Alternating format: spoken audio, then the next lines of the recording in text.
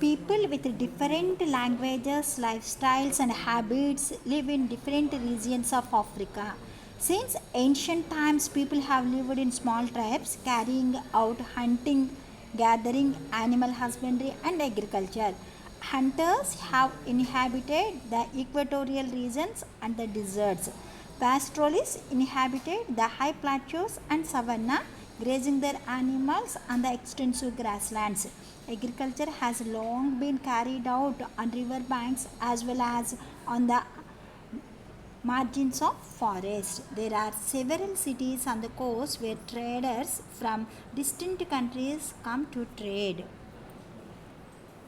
About 500 years ago, Europeans began their attempts to reach India by the sea route by going around Africa. They were apprehensive about going south of these islands. They thought it would be so hot further south that the sea would be boiling. Then, in 1498, a Portuguese sailor named Vasco da Gama went around the southern tip of Africa and reached India. Initially, when Europeans tried to go inland, many African tribes came in direct conflict with them. Europeans indulged in unfair trade, tried to enslave the African people, and sold them abroad. They wanted to establish their rule over Africa and exploit its resources. Hence, the African people resisted the efforts of foreigners to establish themselves in their land. In the 16th century, many Europeans began migrating to America and started cultivation there. There was plenty of land in America, but not enough people to work on the fields. To fill the gap, the slave trade from Africa began.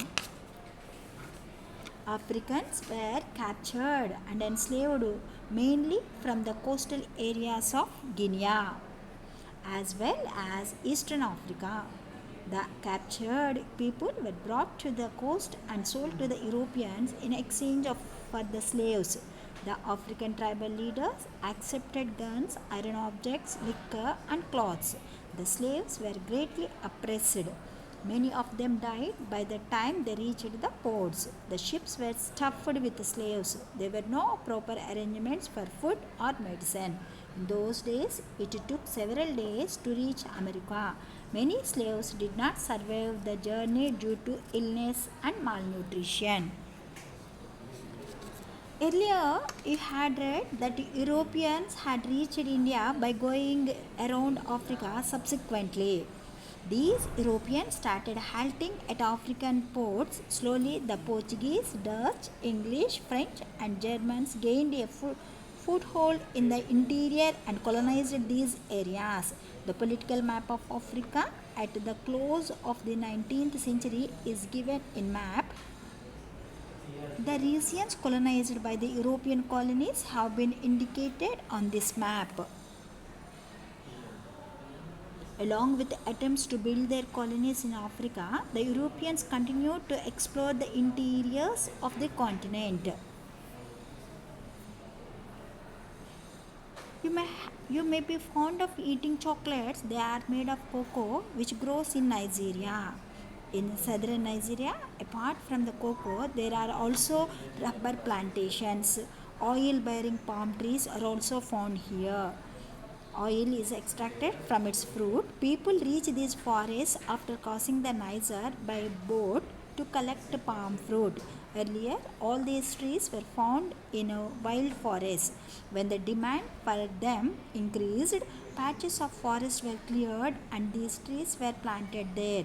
Cocoa, rubber, palm, and palm oil are being exported, and this enables Nigeria to earn foreign exchange. Independent Africa. During the last century, African countries gained independence from the control of European powers. New nations came up with their own governments. Of course, many Europeans are still settled in African countries. The slave trade ended in the 19th century under the leadership of Nelson Mandela, and slaves were declared free citizens in America in 1860. The people are acquiring control over their land, forests, mines, and agricultural production and benefiting from them. Minerals of Africa. The continent is very rich in minerals like coal, copper, tin, etc. For example, mineral oil or petroleum is the most important natural resource of Nigeria. The Dutch companies established control over the oil mining and refining in Nigeria. Since 1958, mineral oil has been exported from Nigeria. Oil refineries have been set up Harcourt and Variport. This industry is mostly in the hands of foreign companies to this day.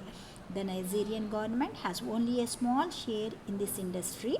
This is the same with many other minerals mined from Africa. Okay, children, thank you.